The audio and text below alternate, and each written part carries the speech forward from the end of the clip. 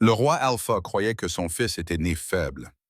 Les médecins de la meute affirmaient que le petit était maudit par la déesse de la lune elle-même. Pendant 3 ans, le prince Léo hurlait de douleur chaque fois qu'on le touchait, devenant agressif et sauvage, jusqu'à ce qu'il soit enfermé dans la nurserie comme un secret honteux. Puis vint Carla, une humble servante Oméga qui n'avait rien à perdre. Elle n'écoutait pas les rumeurs. Elle écoutait les gémissements.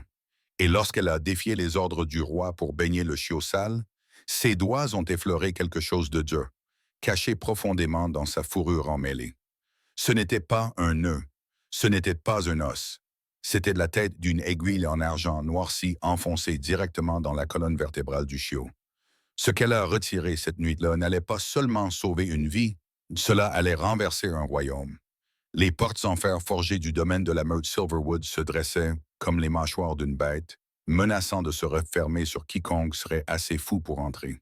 Pour Kara et Omega, avec leurs vêtements en lambeaux et leur estomac vide, la peur était un luxe qu'elle ne pouvait se permettre. Elle avait besoin de ce travail. Le vent hurlait à travers les pins, transportant l'odeur de la neige et d'une magie ancienne. Carla serra son mince châle autour de ses épaules alors qu'elle s'approchait de l'entrée des domestiques. Elle avait entendu les rumeurs. Tout le monde les avait entendues, bien sûr. Le roi Alpha Cullen Blackwood était un tyran sur le champ de bataille, un souverain froid qui avait conquis 3 territoires voisins en un an. Mais sa vie familiale faisait l'objet de murmures dans les coins sombres. Sa compagne était morte en couche. Son fils, l'héritier, était considéré comme brisé, chétif, maudit. Carla fut accueillie à la porte par Madame Halloway, la gouvernante en chef. La femme avait des yeux de pierre et une bouche qui semblait n'avoir jamais goûté au sucre.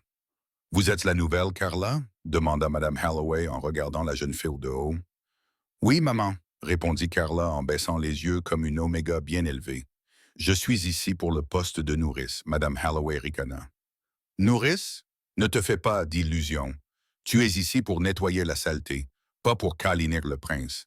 5 femmes de chambre ont démissionné le mois dernier. Ce garçon est difficile. S'il te mord, tu ne ripostes pas. S'il crie, tu l'ignores. Tu comprends? Je comprends, murmura Carla. Bien. La Luna élue actuelle, Lady Seraphina, exige un silence absolu dans l'aile ouest. Si vous la réveillez, vous serez jeté aux brigands.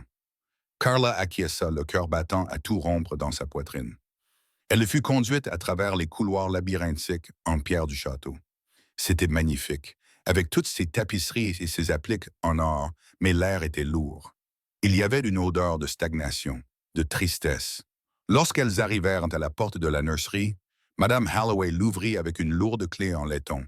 Nettoyez le désordre, changez ses draps, laissez la nourriture. Ne le touchez pas, sauf en cas de nécessité. La porte s'ouvrit en grinçant, et l'odeur frappa Carla en premier. Ce n'était pas seulement l'odeur d'une pièce sale, c'était l'odeur de l'infection, de la peur ancienne et de quelque chose de métallique. La pièce était grande, mais sombre. Les rideaux étaient tirés. Dans un coin recroquevillé dans un nid de couverture déchiquetée, se trouvait une petite boule de poils tremblante. Le prince Léo, l'héritier alpha. Il était sous sa forme de loup, ce qui était inhabituel pour un enfant de 4 ans, mais les traumatismes provoquaient souvent des transformations. Il ne ressemblait en rien à un prince. Sa fourrure grise était emmêlée et souillée de nourriture. Ses côtes étaient visibles à travers son pelage. Lorsque Carla fit un pas en avant, le petit poussa un grognement grave et guttural. Ce n'était pas le grognement d'un prédateur. C'était le cri d'un animal blessé acculé dans un coin. Chut! Carla le calma instinctivement, adoucissant son odeur. Je ne te ferai pas de mal, petit. Léo claqua des mâchoires, les yeux écarquillés et laiteux de panique. Il recula précipitamment, heurtant le mur avec un bruit sourd. Il poussa un cri de douleur qui semblait bien trop aigu pour une simple bosse. Carla s'arrêta. Pourquoi avait-il crié ainsi? Elle se mit tranquillement au travail, espérant gagner sa confiance. Elle nettoya le sol, changea les plateaux intacts de viande froide et d'eau fraîche, tout en le surveillant. Il ne bougeait pas comme un chiot normal. Il gardait la tête raide, tournée vers la droite. Chaque fois qu'il changeait de position, un tremblement parcourait ses pattes arrière. C'était déchirant. À la tombée de la nuit, la pièce était propre, mais le chiot n'avait pas mangé. Carla connaissait les règles. Ne pas le toucher.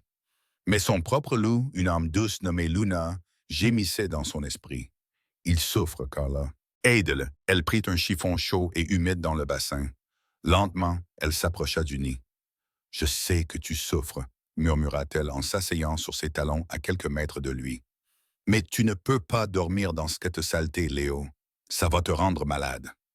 Le chiot l'observait. Il montra les dents, mais ne recula pas. Il était trop épuisé. Carla avança petit à petit. Lorsqu'elle tendit enfin la main, il sursauta si violemment qu'il faillit tomber, mais elle fut rapide. Elle posa une main sur sa patte. Il se figea. Il attendit le coup. Comme rien ne venait, il poussa un soupir tremblant. « C'est un bon garçon, murmura-t-elle. Elle commença à essuyer la saleté sur son visage. Il se pencha vers la chaleur du chiffon. Pour la première fois, Carla le vit clairement. Il avait les yeux dorés de son père, mais ils étaient ternes, empreints de misère. Elle descendit le chiffon le long de son cou, nettoyant la fourrure emmêlée derrière ses oreilles. Alors qu'elle passait à ses épaules, ses doigts effleurèrent quelque chose de dur. Léo poussa un cri strident. Ce son glaça le sang de Carla. Il essaya de mordre sa main, ses petites mâchoires se refermant sur son poignet. « Ah !» Carla eut le souffle coupé, mais elle ne se retira pas. Elle ne le frappa pas.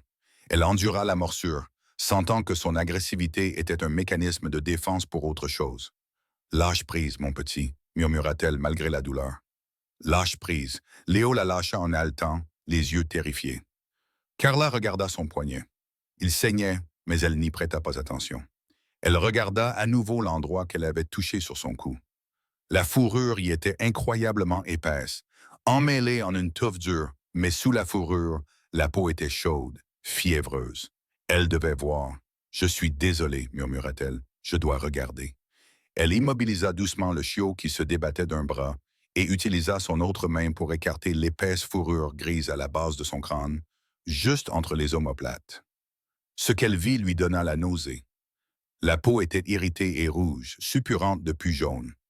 Mais au centre de la plaie, presque invisible sur son pelage gris, se trouvait un petit point noir.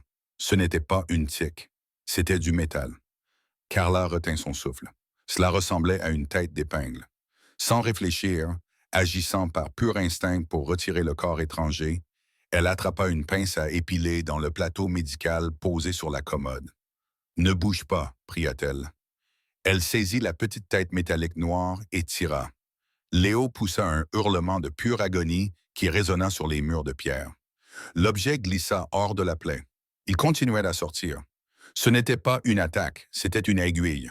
Une longue aiguille argentée d'au moins 10 cm de long, recouverte d'une substance noire semblable à du goudron. Carla laissa tomber l'aiguille sur le plateau métallique dans un bruit métallique. Elle siffla en touchant la surface. La substance noire bouillonnait. Wolfsbane et Silver étaient enfouis dans sa colonne vertébrale. Carla regarda le chiot avec horreur. Ce n'était pas de la négligence. Ce n'était pas une maladie. Quelqu'un avait délibérément enfoncé une aiguille empoisonnée dans le système nerveux de l'alpha pour le maintenir dans une douleur constante et invalidante, le faisant paraître faible et fou. « Qui t'a fait ça? » murmura-t-elle, les larmes aux yeux. Soudain, les lourdes portes en chaîne de la nurserie s'ouvrirent brusquement. Carla se retourna, protégeant le chiot qui gémissait avec son corps. Debout dans l'embrasure de la porte, se tenait une femme grande et d'une beauté stupéfiante, aux cheveux blonds platine et aux yeux bleus glaciers. Elle portait une robe en soie qui coûtait plus cher que tout le village de Carla. C'était Lady Seraphina, et derrière elle se tenait le roi Alpha en personne, Calen Blackwood. Sa présence aspirait l'air de la pièce. Il était imposant, rayonnant de puissance et de fureur. « Que signifie tout cela? » hurla Seraphina en pointant un doigt manucuré vers Carla. « Pourquoi le prince crie-t-il? Elle lui fait du mal. Calen, regarde. Elle le maltraite comme les autres. » Le cœur de Carla s'arrêta de battre. Elle regarda la pince à épiler ensanglantée dans sa main, puis le chiot en sanglots. « Non, » haleta Carla. « Non, mon roi, regardez. »« Silence !» rugit Calen d'une voix qui fit trembler le plancher. Ses yeux brillèrent d'un éclat doré, laissant apparaître le loup qui sommeillait en lui. Il regarda son fils, recroquevillé et en pleurs. puis le sang sur les mains de Carla. Il ne vit pas l'aiguille. Il ne vit que le sang.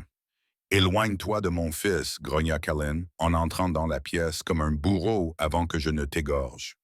La pièce vibrait sous la force de l'aura de l'Alpha Callan. C'était un poids physique qui pressait les genoux de Carla contre le sol en pierre dure. Son instinct lui criait de tendre le cou, de se soumettre, de supplier qu'on lui accorde grâce. Mais l'image de cette aiguille noire qui sifflait encore faiblement sur le plateau lui permit de garder la tête haute. « Mon roi Jubi, je vous en prie. » La voix de Carla tremblait, mais elle ne s'éloigna pas de Léo. Elle resta accroupie au-dessus de lui, tel un bouclier humain. « Ce n'est pas ce que vous croyez. Il saigne. » Lady Seraphina s'avança, ses talons claquant comme des coupes de feu. Elle repoussa Carla avec une force surprenante. « Sale Oméga. J'avais dit à Madame Halloway de ne pas embaucher de racailles des bidonvilles.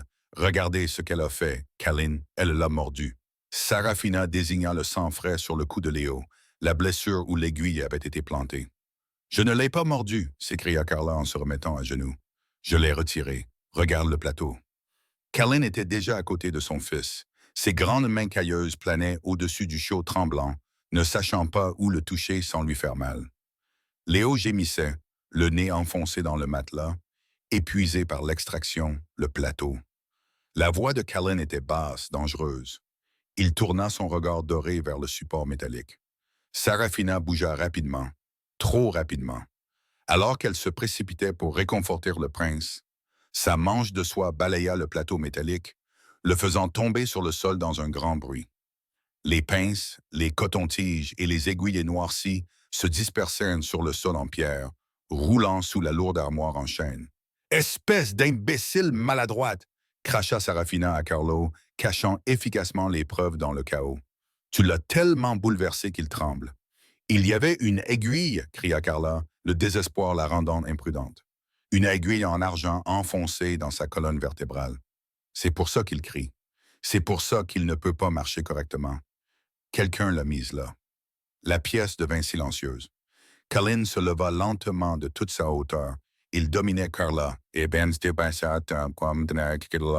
1,93 mètres de muscles et de rage. Il la regarda, l'expression indéchiffrable. « Une aiguille », répéta-t-il doucement.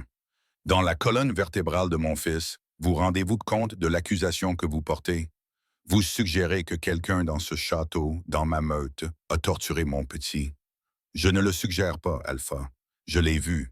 Elle était recouverte de lupuline. » Carla pointa un doigt tremblant vers l'armoire. Elle a roulé là-dessous. « Vérifiez, s'il vous plaît. » Callan plissa les yeux. Il regarda Seraphina. La belle femme blonde laissa échapper un cri délicat et horrifié. « Callan, vous ne croyez sûrement pas à cette illusion. Cette fille est clairement dérangée. » Le docteur Harris a examiné Léo une 12aine de fois. Il souffre d'une dégénérescence osseuse génétique. Tout le monde le sait.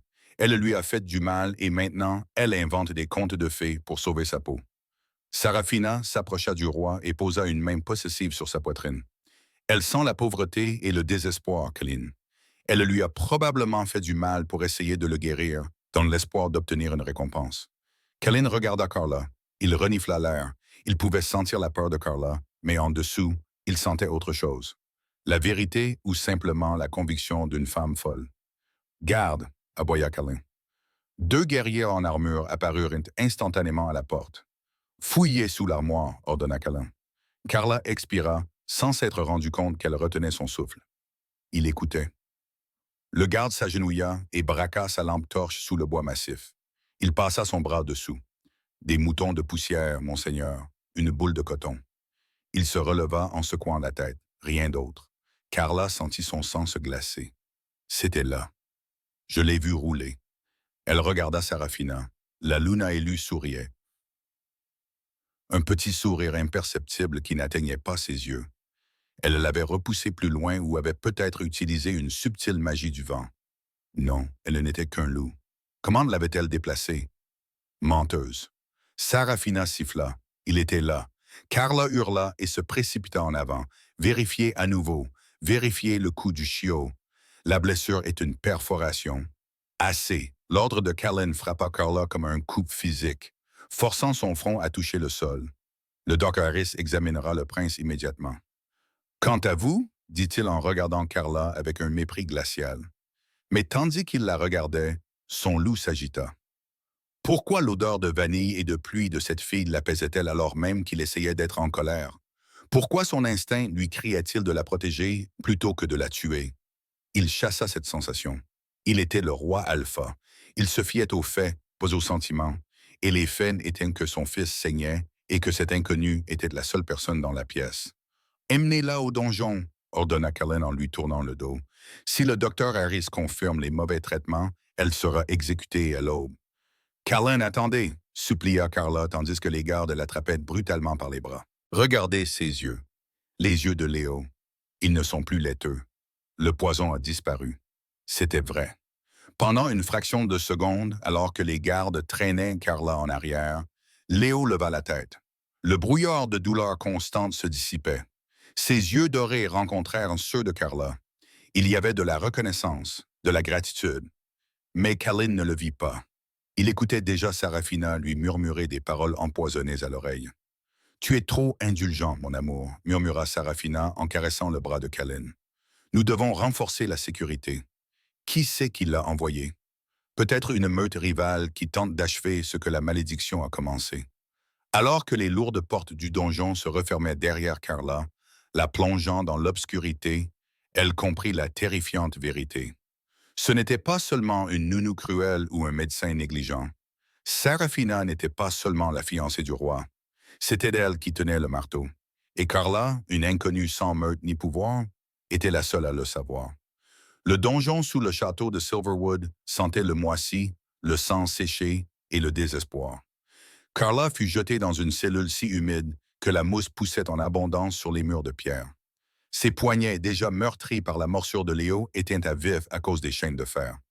Mais l'inconfort physique était secondaire par rapport à l'échec douloureux. Elle avait vu la vérité, détenait la preuve physique de la méchanceté, et pourtant, le roi Alpha Blackwood restait volontairement aveugle. Il n'avait pas vérifié. Carla bouillait intérieurement, faisant les 100 pas dans la petite cellule.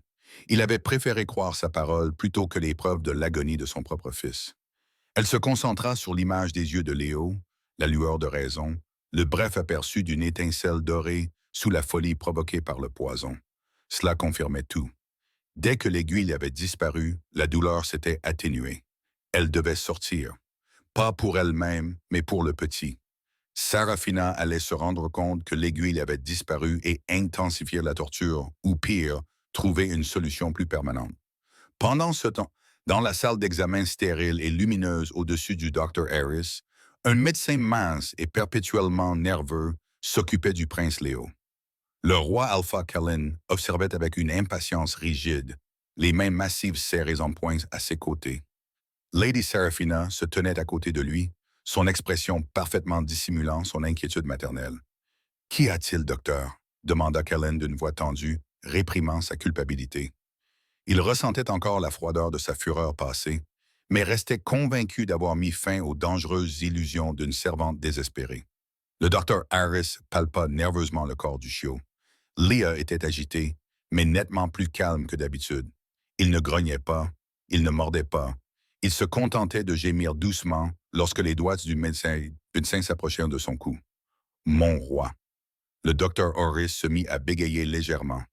Le prince est certainement traumatisé, et j'ai trouvé une blessure perforante récente à la base du cou, près des vertèbres dorsales supérieures.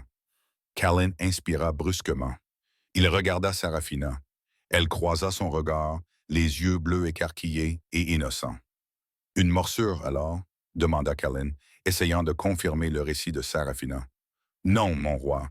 Une morsure laisserait des marques de dents. Celle-ci est parfaitement ronde. » Comme si une pointe fine et acérée avait pénétré la peau.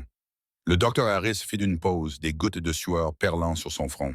« Je ne vois aucun corps étranger présent pour l'instant, mais la peau autour du point d'entrée est fortement enflammée et montre des signes d'empoisonnement systémique résiduel, plus précisément une exposition à une concentration très puissante de wolfsbane stabilisée. La température de la pièce baissa de 10 degrés d'élection. Cullen sentit une douleur lancinante monter dans sa poitrine. Le wolfsbane était utilisé pour tuer les loups, pas pour soigner les héritiers. Elle disait la vérité.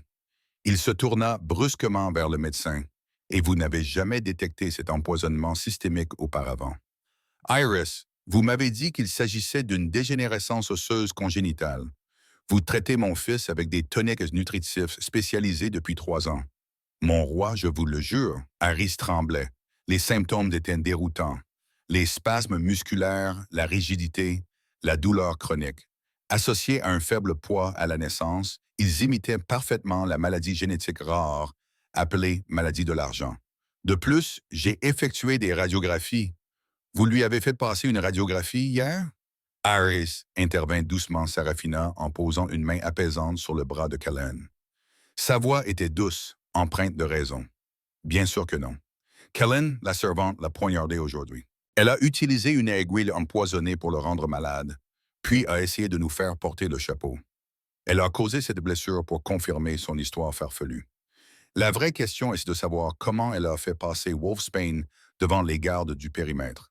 C'est une assassine, Kellen, pas une guérisseuse. La logique de Sarafina, bien que tordue, était impeccable dans sa construction. L'aiguille a disparu. Le poison est frais. La servante est coupable. Callan prit une inspiration tremblante au moment. Il voulait croire la servante Omega, mais il ne pouvait ignorer les années de confiance qu'il avait accordées à Sarafina, la femme qui dirigeait sa maison. Et l'aiguille, la pièce à conviction clé, avait disparu. Les radiographies. Callan ordonna d'une voix froide et dure. Avez-vous déjà détecté de l'argent ou du métal dans le corps du prince au cours des 3 dernières années? Le docteur Iris pâlit.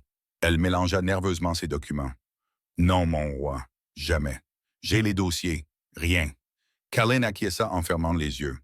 Si l'aiguille était là depuis 3 ans, les anciennes radiographies l'auraient montré. Par conséquent, la servante avait dû apporter l'objet empoisonné avec elle. Un assassin qui tentait de piéger la maison royale. L'exécution aura lieu à l'aube. Callan prononça ces mots d'une voix lourde, avec une finalité réticente. Et vous, docteur, administrerez un puissant sédatif au prince jusqu'à ce que nous trouvions la source de cette infiltration. Alors que Callan sortait de la pièce, déterminé à interroger Carla personnellement, Sarafina le regarda s'éloigner, son masque parfait laissant place à un sourire prédateur. Elle se dirigea ensuite vers le docteur Harris, qui tremblait encore. « Docteur, murmura-t-elle d'une voix dangereusement douce, je crois que vous avez mentionné des radiographies. » Harris déglutit et acquiesça frénétiquement. « Oui, Lady Sarafina, elles sont classées en lieu sûr. Apportez-moi les radiographies prises l'année dernière, ordonna-t-elle. Et si l'une de ces feuilles montre la moindre trace d'argent près de la colonne vertébrale du prince, je veillerai à ce que le roi Alpha vous accuse de tentative d'empoisonnement, et vous rejoindrez cette servante dans les cachots. » Harry, conscient du pouvoir des relations politiques de Sarafina, faillit s'évanouir de peur. Il se précipita pour aller chercher les dossiers, tandis que Sarafina se tenait au chevet de Léo, caressant doucement son front brûlant. « Pauvre idiot, murmura-t-elle, tu aurais dû mourir en silence. Maintenant, grâce à cette servante, je vais devoir accélérer ta maladie. » De retour dans le donjon, Carla colla son oreille contre la pierre froide, écoutant les bruits étouffés provenant du château au-dessus. Elle sentait la rage du roi Alpha, mais aussi le lourd voile de sa tromperie, la façon dont il était manipulé. Elle n'avait pas beaucoup de temps. Son regard se posa sur les minuscules fissures dans le mortier entre les pierres. Elle était une Oméga, plus faible que la plupart. Mais sa lignée avait un avantage rare et distinctif, l'héritage du Packbinder. Les Omégas issus de cette lignée rare étaient intrinsèquement liés à la structure de la meute. Ils pouvaient instinctivement sentir quand la fondation de la meute, la famille royale, était en danger physique. Cela lui donnait une force légèrement accrue lorsque la lignée de l'alpha était menacée. Elle pensa à Léo et une étincelle de féroce instinct protecteur s'alluma dans sa poitrine. Elle posa ses mains sur le mortier entre les pierres, serrant les dents. Pour le petit, pour le roi trop aveugle pour sauver son propre fils, elle poussa. Le mur de pierre était épais de plusieurs centimètres. Cela aurait dû être impossible. Mais avec l'adrénaline de la fureur de la lieuse de meute qui coulait dans ses veines, le mortier humide et fragile commença à s'effriter comme de l'argile séchée. Elle sentit un craquement écœurant dans son épaule lorsqu'elle arracha les petites pierres détachées, créant ainsi une prise. Elle continua jusqu'à ce qu'elle ait créé un trou juste assez grand pour se faufiler à travers. Le silence de la nuit lui servait de couverture. Elle se hissa dehors et émergea dans la cave froide.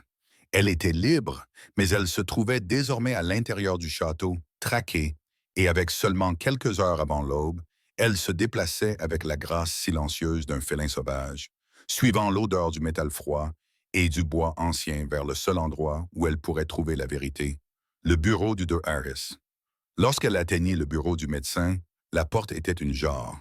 Une seule lampe à huile brûlait à l'intérieur. Carla se glissa par l'ouverture. La pièce était vide. Un bureau était couvert de dossiers médicaux et sur la table, 3 grandes radiographies en noir et blanc étaient étalées pour être examinées. L'odeur de Sarafina, un parfum coûteux et une légère trace métallique d'amertume flottaient dans l'air. Elle venait de partir. Carla se concentrait sur les radiographies. Elles étaient étiquetées Prince Leo Blackwood, 3 ans.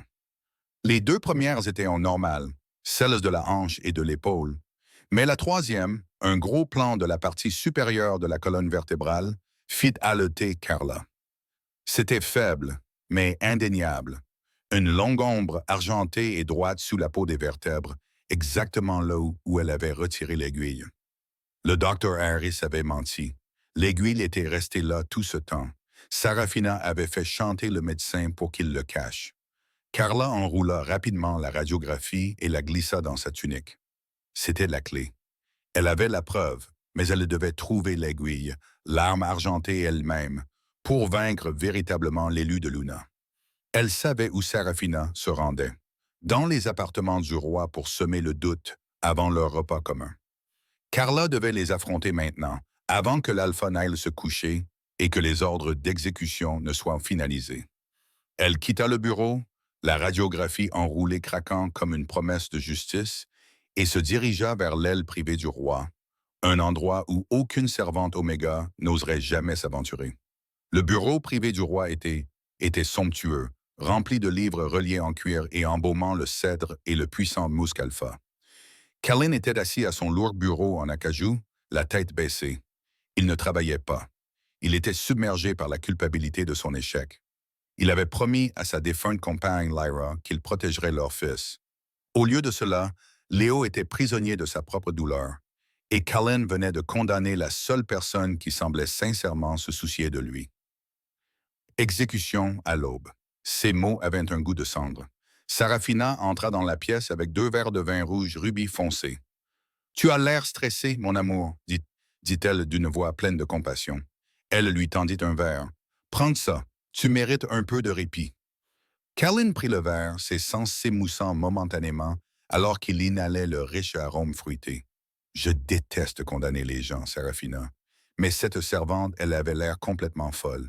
Et le fléau des loups, c'était une assassin, dit Sarafina en se penchant fermement vers lui. Elle est venue avec le poison. C'est fini, tu as protégé la meute. Maintenant, parlons d'un nouveau garde pour Léo. Peut-être mon cousin Marcus, il est loyal.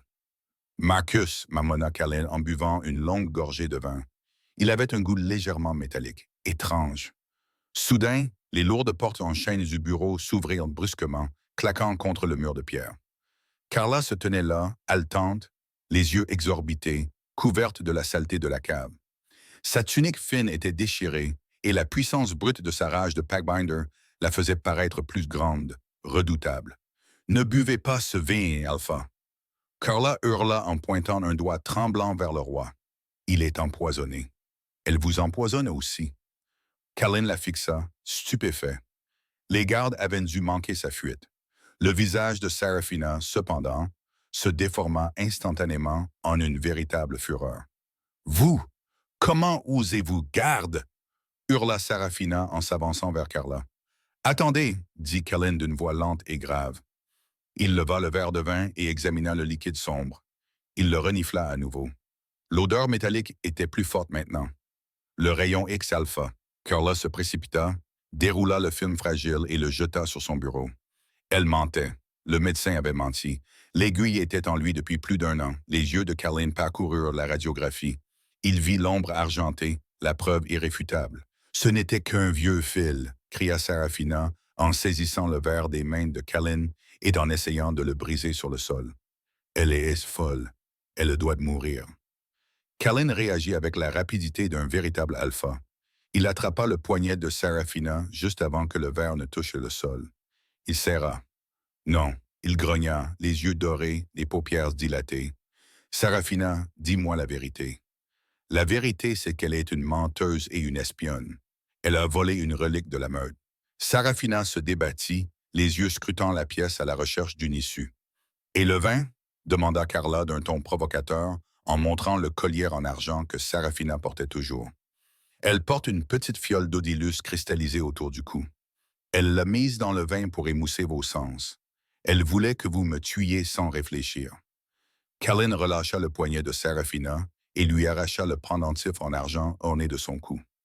Il s'ouvrit grâce à un petit fermoir presque invisible, révélant une fine poudre blanche étincelante. C'était une puissante toxine nerveuse, facilement confondue avec du sucre moulu. Sarafina savait que le jeu était terminé. Elle ne cria pas et ne supplia pas. Elle se transforma. Sa silhouette élégante explosa en un énorme loup blanc 2 fois plus grand qu'une femelle normale. Elle était magnifique et totalement sauvage. Elle ne se jeta pas sur Carla, mais sur Callan, le projetant en arrière par-dessus le bureau dans un mouvement calculé pour neutraliser l'alpha. Le trône est à moi. Sarafina rugit d'une voix profonde et lupine qui déchira la pièce. Ta lignée faible prend fin ce soir. Callan Blackwood. Elle enfonça ses crocs dans son épaule, déchirant un morceau de peau et de muscle. Callan rugit à son tour, son grand loup noir surgissant à la surface, projetant Sarafina contre le mur. Carla savait qu'elle ne pouvait pas gagner un combat physique contre un loup guerrier, mais elle était la lieuse de la meute. Elle courut vers les loups qui se battaient, alors que Callan et Sarafina étaient engagés dans un combat sanglant et vicieux. Carla appuya sa main sur l'épaule ensanglantée de Callan. Elle n'essaya pas de le soigner. Elle fit la seule chose qu'elle pouvait faire. Elle établit une connexion mentale. Callan, hurla-t-elle mentalement, projetant sa conscience dans l'esprit de l'alpha. Elle a essayé de tuer Léo. Pendant des années, elle a enfoui l'aiguille pour le faire passer pour maudit afin de pouvoir installer sa propre lignée après t'avoir tué. Elle n'est pas ta compagne. Elle n'est pas ta Luna. L'explosion de l'intention pure et désespérée de Carla frappa l'esprit blessé de Callan comme un éclair. Il vit un flash de mémoire, une petite ombre argentée sur une radiographie. L'odeur du loup Espagne, le souvenir de Sarafina balayant le plateau. Sarafina poussa un cri, sentant la brèche mentale, et se jeta sur la gorge de Carla. Mais Callan ouvrit brusquement les yeux, son regard doré désormais clair et terrifiant. Il avait vu la vérité. Avec un grognement primitif et fracassant, il saisit la gorge blanche de Sarafina entre ses mâchoires. Le bruit des os qui se brisent résonna dans le château silencieux, annonçant la chute de l'usurpatrice. Carla trébucha en arrière, serrant la radiographie, regardant le roi Alpha se tenir debout au-dessus du corps immobile de sa fiancée traîtresse, son manteau noir trempé de sang, sa respiration saccadée. Le combat était terminé, mais la vérité la plus douloureuse demeurait. L'aube qui devait apporter l'exécution de Carla fut plutôt témoin de la dénonciation publique de Sarafina. Son corps, revenu à sa forme humaine, fut exposé dans la cour principale. Un témoignage effrayant de la fureur absolument justifiée du roi Alpha Callan. Le scandale secoua profondément la meute de Silverwood. Le roi Alpha, d'une voix tonitruante, s'adressa aux membres de la meute rassemblée, exposant l'horrible vérité. Pendant 3 ans, Callan proclama d'une voix empreinte de honte et de regret. « J'ai été trompé. Sarafina, de la meute Frostfang, a cherché à détruire mon fils, le prince Léo, en implantant une aiguille recouverte d'argent dans sa colonne vertébrale. Elle a conspiré avec le docteur Harris pour falsifier les dossiers médicaux, le faisant passer pour maudit et faible, afin que je le renvoie en tant qu'héritier et que je l'épouse, permettant ainsi à sa lignée d'hériter du trône. Le docteur Harris, amené enchaîné, est avoué sous le poids brûlant du regard de l'Alpha, confirmant les radiographies falsifiées et le chantage. Il a été immédiatement déchu de son rang et exilé dans les terres désolées du Nord. Carla, lavée et vêtue d'habits simples et propres, se tenait à côté du trône. Elle n'était plus une servante. Elle était le témoin, la sauveuse, l'oméga, qui avait osé tenir tête au roi. C'était Carla, une femme courageuse et honnête, qui avait défié mes ordres et sauvé la vie de mon fils.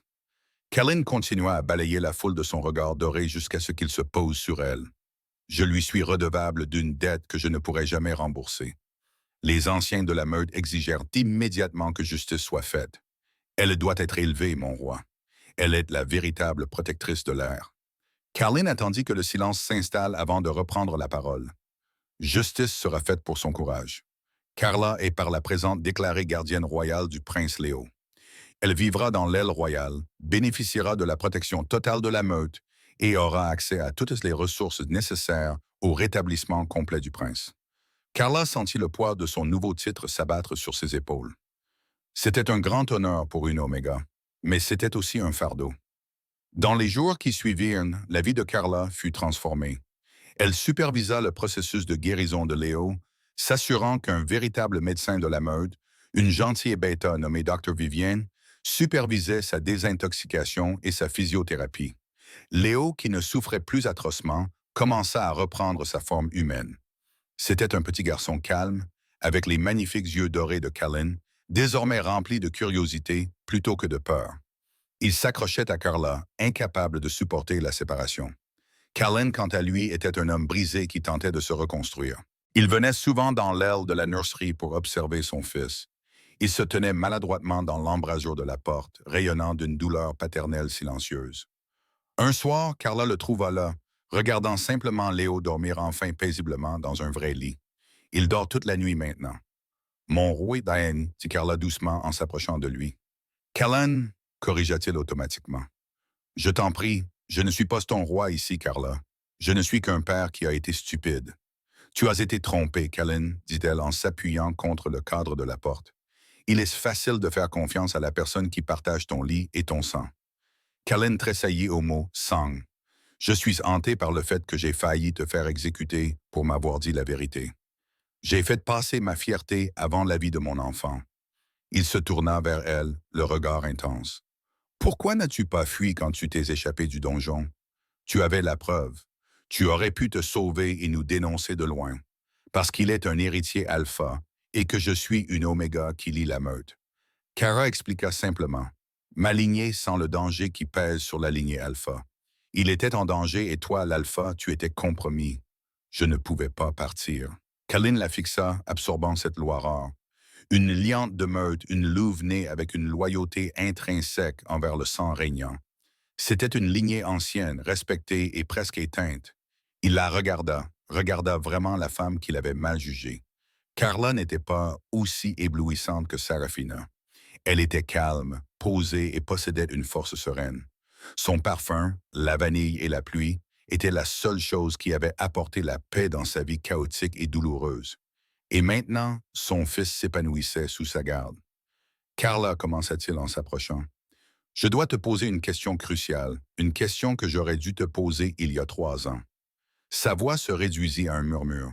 Je dois savoir si tu peux découvrir la vérité sur la mère de Léo.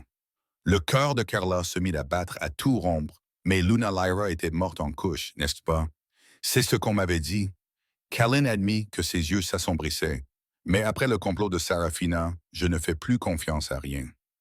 Lyra et moi étions compagnons, oui, mais Lyra avait un cœur tendre.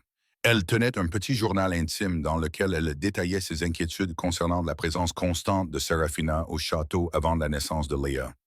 S'il y a un dernier rebondissement dans ce cauchemar, il se trouve dans ces pages. Il désigna un loquet secret derrière une étagère. Elles sont cachées là. Je ne peux pas les lire. J'ai essayé, mais chaque fois que je touche la serrure, la culpabilité de mon aveuglement m'accable. Mon loup rejette la vérité que j'étais trop faible pour trouver. Mais je peux la voir, réalisa Carla en regardant la vision intérieure du chef de meute. Tu as besoin des yeux d'un protecteur, pas d'un roi, pour trouver cette vérité.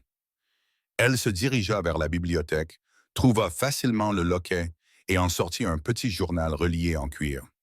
Les pages étaient jaunies par le temps. « Lis-le, Carla, ordonna Callan, la voix lourde d'anticipation et d'appréhension. Dis-moi la vérité sur la lignée de mon fils. » Carla ouvrit le dernier chapitre de la vie de Luna Lyra. Elle commença à lire l'écriture fine et élégante, les yeux s'écarquillant à chaque paragraphe. La vérité était bien plus sombre et complexe que ce qu'ils auraient pu imaginer. Carla finit de lire les dernières notes de Lyra, la main tremblante, et referma le journal. Le silence dans le bureau du roi était si pesant qu'elle pouvait à peine respirer. Elle regarda Kellen, le puissant roi Alpha, qui avait failli tout perdre à cause d'un mensonge. Kellen dit-elle d'une voix tendue, « La vérité n'est pas celle que vous croyez. Elle est supérieure, mais c'est le salut de la meute. » Kellen se prépara à l'impact et s'enfonça dans son fauteuil. « Écoutez-moi, Luna Lyra n'est pas morte en couche, » commença Carla. « Elle est morte peu après, mais pas de cause naturelle. Elle a été empoisonnée par Serafina, qui agissait sur les ordres de sa propre meute. Alpha Alpha, Darius, qui souhaitait déstabiliser Silverwood et s'emparer de son territoire riche en ressources. Kellen rugit, faisant vibrer les fenêtres. « Darius, je vais anéantir toute sa meute. »« Attendez, il y a plus, » insista Carla. L'histoire officielle a été utilisée pour dissimuler un secret plus profond. Le journal de Lyra mentionne que l'accouchement a été difficile, mais la vérité est que le prince Léo n'est pas le fils biologique de Lyra. Kellen se figea. « Que veux-tu dire? » Carla prit une profonde inspiration. Lyra savait qu'elle ne pouvait pas concevoir un héritier alpha de sang pur. Sa lignée était mélangée avec des bêtas, et elle craignait que les anciens ne te forcent à prendre une deuxième compagne, plus pure, potentiellement Serafina. Elle t'aimait, Kellen, et elle aimait la meute. Elle a conclu un pacte avec une très petite meute secrète, connue pour son sang alpha pur et ancien. Une tribu oubliée du Sud, connue sous le nom péjoratif de Dusker Runs. Mais ils possèdent les gènes alpha les plus puissants. Lyra a organisé une maternité de substitution. Carla continua, les larmes brouillant sa vision. Une jeune femme Oméga a été amenée au château quelques mois avant la naissance. Lyra avait tout documenté pour protéger la mère porteuse, craignant que Serafina ne s'en prenne à elle ensuite. Kellen bondit, l'esprit en ébullition. Qui était la mère porteuse? Carla baissa les yeux vers le journal, puis les releva vers l'homme dont elle commençait à réaliser qu'il était son roi au sens propre du terme. La mère porteuse était une jeune Oméga nommée Anna. Elle possédait un trait génétique rare, des cellules alpha pures, ce qui signifiait que son fils serait plus fort que même la lignée principale. Carla fit une pause, fermant les yeux alors que la dernière pièce dévastatrice du puzzle se mettait en place. Le sang du lion de la meute n'était pas seulement un sens protecteur. C'était un lien avec la structure fondamentale de la meute. Le journal de Lyra indique qu'Anna était terrifiée à la naissance du bébé. Serafina avait déjà commencé ses jeux manipulateurs, affirmant que l'enfant était faible. Lyra aida Anna à s'échapper, lui donnant de l'or et la promesse que l'enfant serait protégé et élevé comme le prince Léo. Anna fut escortée hors de Silverwood et on lui dit de prendre un nouveau nom et de ne jamais revenir afin de protéger le bébé des inévitables complots futurs de Serafina. Kellen sentit un frisson lui parcourir l'échine. Et qui était cette Anna? Carla révéla enfin la vérité qui bouleversa le monde du roi. Le journal dit que l'odeur d'Anna était indéniablement celle de la vanille et de la pluie. Sa lignée de loup était forte. Lyra écrivit qu'elle avait choisi Anna spécifiquement pour la loyauté de son sang. Elle écrivit que si quelque chose arrivait à Léo, seule l'odeur d'Anna pourrait le calmer, et seule une descendante d'Anna posséderait la connaissance intuitive nécessaire pour le sauver. Carla regarda Kellen droit dans les yeux, la vérité pesant lourdement entre eux. « Mon roi, » murmura-t-elle, « je m'appelle Carla, mais mon certificat de naissance indique que je suis la fille d'Anna. » La femme qui s'était enfuie avec l'identité de ma mère n'était pas Anna. La véritable Anna, la mère porteuse, la véritable mère du prince Léo, c'est moi. Kellen tituba en arrière, renversant une chaise. Il regarda Carla, la servante Oméga qu'il avait failli exécuter, la femme dont l'odeur de vanille et de pluie pesait son âme brisée, celle que Léo recherchait pour trouver du réconfort. Elle n'est pas seulement la sauveuse de mon fils, elle est sa mère. La loyauté de la Packbinder, la lignée rare, le parfum, tout cela avait un sens terrifiant. Carla n'avait pas seulement sauvé l'héritière alpha, elle était la clé de la lignée alpha. Kellen la regarda, ses yeux dorés remplis d'une prise de conscience écrasante, non seulement d'une mère, mais d'une compagne. Son loup hurlait, le sentiment profond et ancré de reconnaissance primitive, l'odeur qui lui apportait paix et force, la dévotion instantanée envers elle et le petit. Ce n'était pas seulement de la gratitude. L'Oméga qui liait la meute était sa compagne prédestinée. Lyra avait connu la vérité, avait choisi une mère parfaite et avait orchestré le destin de la meute de Silverwood depuis l'au-delà. Callan tituba, le regard fixé sur Carla, la réalité des entrées du journal martelant sa conscience. La servante Oméga, la femme qu'il avait failli exécuter, n'était pas seulement sa sauveuse. Elle était sa véritable compagne prédestinée, choisie par sa défunte épouse et la mère de son fils. L'odeur de la lieutenante, l'instinct protecteur instantané, l'aisance primitive que son loup ressentait dans sa présence. Tout cela se fondait en une certitude irrésistible et enivrante. Anna, murmura-t-il d'une voix rauque, tendant la main pour effleurer de la saleté sur sa joue. Sa main tremblait. Malira, elle t'a protégé. Elle t'a amené à moi, même dans la mort. Carla rencontra son toucher. Une vague de paix ancienne et profonde l'envahit. C'est vrai. Lyra était la plus authentique Luna Silverwood qui ait jamais existé. Elle t'aimait, Kellyn, et elle a assuré l'avenir en veillant à ce que ta lignée alpha reste pure et forte à travers moi. Les manœuvres politiques à haut risque, l'aiguille d'argent, le meurtre, la trahison, tout cela semblait soudain insignifiant comparé au miracle de cette rencontre providentielle. Un faible gémissement les interrompit. Léo, réveillé par l'intensité inhabituelle de leur énergie, entra en titubant dans le bureau. Il était entièrement humain, petit et vulnérable, dans son pyjama en flanelle bleue. « Maman !»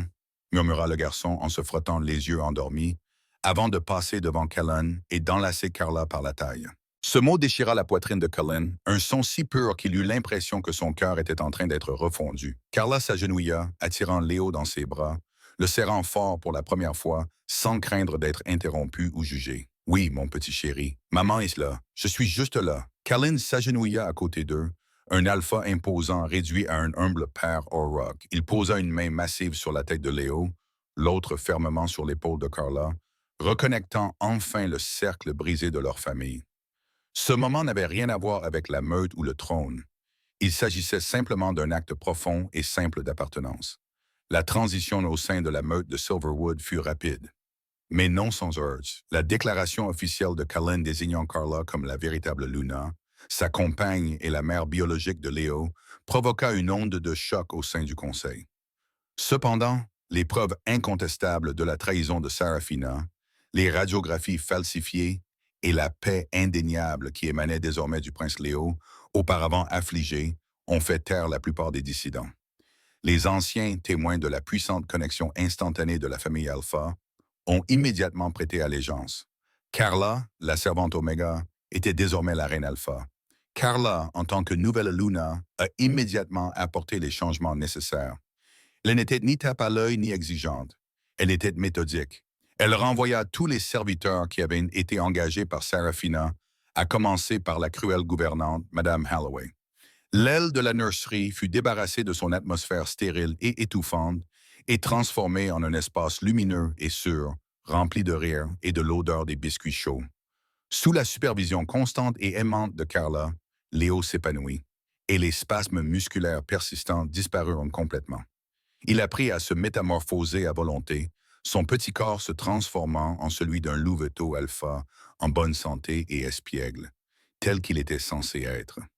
Ses yeux dorés, autrefois ternes à cause de la maladie, brillaient désormais d'intelligence et de joie. Il n'était plus le petit maudit, il était l'héritier fier. Callan, quant à lui, connut un profond changement dans son leadership. Son loup, auparavant froid et animé par la vengeance et le devoir, était désormais ancré dans l'odeur stable de vanille et de pluie de Carla. La connexion avec le Packbinder lui procura une clarté qu'il n'avait plus connue depuis la mort de Lyra. Le lourd fardeau de la culpabilité s'éleva, remplacé par une joie protectrice féroce. Les menaces extérieures, cependant, n'étaient pas terminées. Le complice d'Alphadoria Serafina, du Frostfang Pack, vit dans la crise interne de Callan une opportunité. Croyant que l'Alpha de Silverwood était affaibli par le chaos interne, Darius tenta une attaque surprise à la frontière sud. Quelques semaines après la révélation, il se rendit compte qu'il s'était lourdement trompé. Callan répondit à l'invasion avec une férocité sans précédent. Il ne se battait plus avec un sentiment de culpabilité refoulé ou par obligation politique. Il se battait pour protéger la compagne qui avait sauvé son fils et le fils qui représentait son avenir.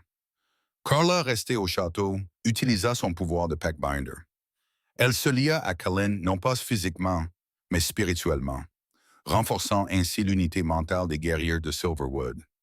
Ils sentaient la présence de leur Luna, une force apaisante et unificatrice qui les rendait invincibles. Kellen, combattant comme un démon déchaîné, écrasa la résistance des Frostfang en une seule bataille décisive et humiliante. Dans le calme qui suivit, 3 mois après le début de leur nouvelle vie, Kellen trouva Carla debout près de la fenêtre de son bureau. Elle ne portait plus la tunique d'une servante, mais une simple robe de velours qui convenait à sa dignité tranquille. « Tu es une magnifique meneuse, Maluna, » murmura Kellen en enroulant ses bras autour de sa taille. « Tu étais destinée à ce trône, Carla. Tu as apporté la paix à mon cœur et la victoire à ma meute. J'étais destinée à lui, » corrigea doucement Carla en se retournant dans ses bras et en posant une main sur sa poitrine. « J'étais destinée à sauver mon fils. » Lyra savait que j'étais la seule à pouvoir tout sacrifier, même ma vie, car le lien du sang était réel. Elle a utilisé la propre ambition malveillante de Sarafina contre elle, sachant que si Sarafina gagnait, je devrais me révéler pour sauver Léo. Et l'aiguille, songea Kellen en posant son menton sur son épaule. L'aiguille était la chose la plus terrible qui soit. Carla soupira. Mais c'était le catalyseur nécessaire. C'était la douleur qui avait fait ressortir la vérité. C'était la seule façon dont mon acte désespéré de retrait pouvait te convaincre que je disais la vérité. Même si les preuves avaient été immédiatement perdues. Kellen frissonna et la serra plus fort contre lui. Il pouvait encore sentir la légère odeur métallique du poison du loup de cette nuit fatidique, qui lui rappelait à quel point ils avaient frôlé la ruine totale. « J'ai passé des années dans l'obscurité, » admit Kellen d'une voix à peine audible. « Mais toi, mon amour, tu es la lumière du matin. Tu as découvert l'horreur, et ce faisant, tu as trouvé ta famille. Tu as trouvé ton trône. » Il regarda vers la nurserie, où Leia était en train de rire en jouant avec un jouet en bois. Le silence qui régnait désormais dans l'aile n'était pas celui de la peur, mais celui d'un profond et durable contentement. « La meute est en sécurité, » affirma Kellen en la serrant contre son corps musclé, leurs sens se confondant parfaitement.